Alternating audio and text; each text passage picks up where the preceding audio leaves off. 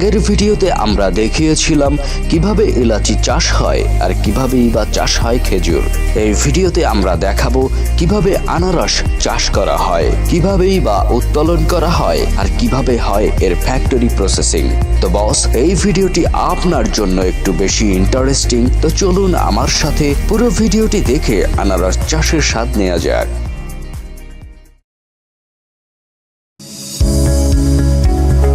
Vitamin A, vitamin C আর vitamin কেতে ভরপুর এই আনারসের চাষ শুরু হয় ছোট ছোট চারা রোপণের মাধ্যমে।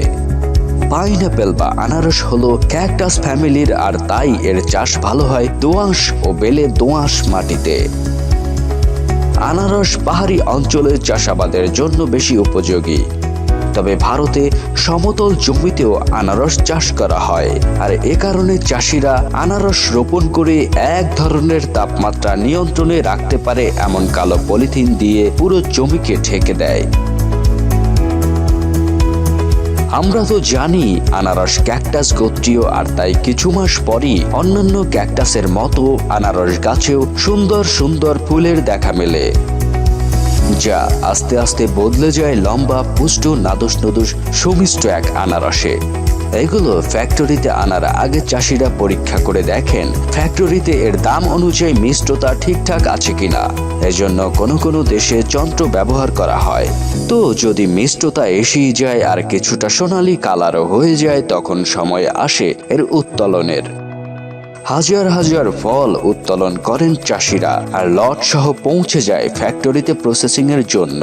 ফ্যাক্টরিতে আনার পর এই বিশেষ অতিথিকে খুবই পরিচ্ছন্নভাবে গোসল করিয়ে দেয়া হয়, যাতে করে কোনো মাটি বা ধুলো থাকলে যেন ধুয়ে যায়। ওয়াশ হয়ে যাওয়ার পর এই আনারসগুলো আলাদা আলাদা 3 ইউনিটে ভাগ হয়ে যায়। প্রথম ইউনিটে যে আনারসগুলো আসে তা কেমিক্যালে চুবায়, যাতে বেশি দিন ত্বক একে সতেজ লাগে, আর কেমিক্যালে চুবানোর পর একে প্যাক করে মার্কেটে অথবা সুপার মার্কেটে পাঠিয়ে দেয়া হয়। আর দ্বিতীয় ইউনিটে যে আনারস আসে তা আসার পর ছেলা হয়, এরপর স্লাইস করে আচার বানানোর জন্য পাঠিয়ে দেয়া হয়। আর তৃতীয় ইউনিটের আনারসগুলো দিয়ে বানানো হয় চমৎকার জুস। আর তাই এখানে আসার পর আবারও এক দফায় ছাঁটাই করা হয় এগুলোকে। ছাঁটাই করার পর একটি রোলারে ঘোরাতে ঘোরাতে ফলগুলোকে নিয়ে যাওয়া হয়, যাতে করে এর উপরের অংশ ছাঁটাই হয়ে যায়। এই ছাঁটাই হয়েই ফলগুলো সামনের দিকে যায় আর সোজা গিয়ে পড়ে জুসের মেশিন হপারে, যেখানে কয়েক সেকেন্ডে আনারসকে জুসে পরিণত করে। জুস গিয়ে জমা হয় একটি কন্টেইনারে, আর ছোবড়াগুলো জমা হয় অন্য আরেকটি কন্টেইনারে। জুস যে কন্টেইনারে জমা হয় ওখানেই মেশানো হয় সুগার সিরাপ, আর বোতলজাত হয়ে বের হয় সবার প্রিয় পাইনঅ্যাপেল জুস।